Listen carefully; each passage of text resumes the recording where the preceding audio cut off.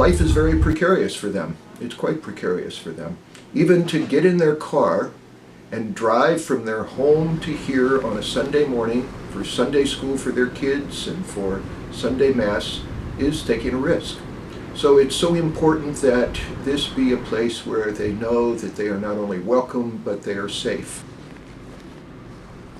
Maribel Trujillo is a member of St. Julie's Parish. About 2005, 2006, there was an immigration raid at a place where she worked to cook foods. A number of people were detained at that time, and from that point on, Maribel was on the radar screen of what is now called Immigration Customs Enforcement, ICE.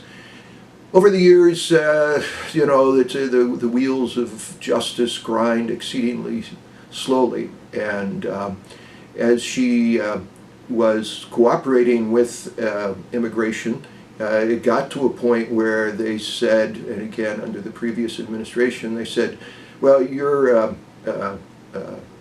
resident who is actively involved in the community, you work, you have 4 children born in this country, you're an active participant, she's a scripture reader, for instance, in our church.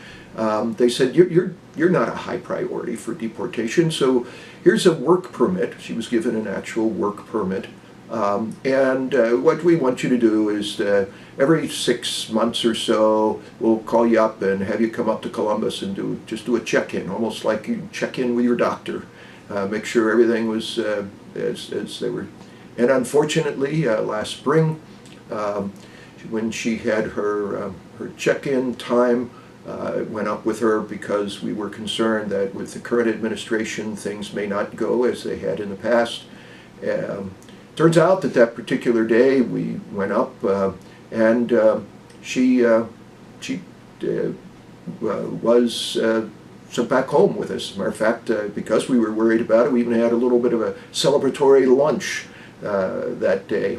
2 days later, I get a frantic call from her husband saying that she had just been detained. So they seem to have changed their mind about that. Must have thought that somehow suddenly she was a danger to society. And she was detained. We had a great deal of community response in her favor, some really fine pro bono immigration lawyers on her side, but none of that seemed to do the trick. And so Maribel was deported in April, leaving behind 4 children born in this country. A young man who is 15, a daughter who is 14, a boy 10, and a little girl who is, I guess, maybe now 4. Been very difficult for them.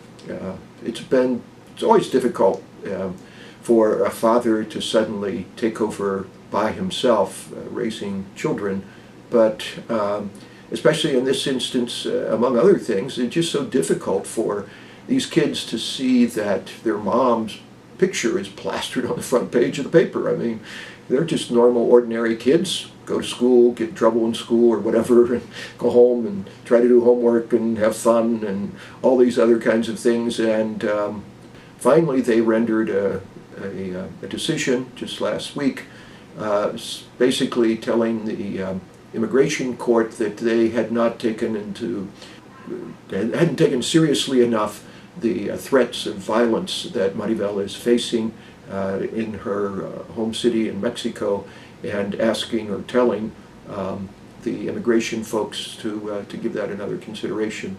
In the meantime, this family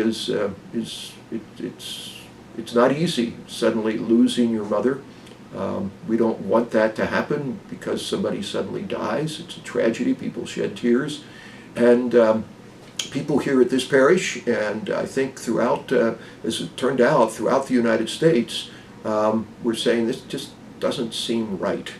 And unfortunately, Maribel is not the only person in this situation. We continue to hear throughout the United States of husbands and wives, moms and dads who are just simply people getting on in life and working and building families and helping to build communities, suddenly taken away.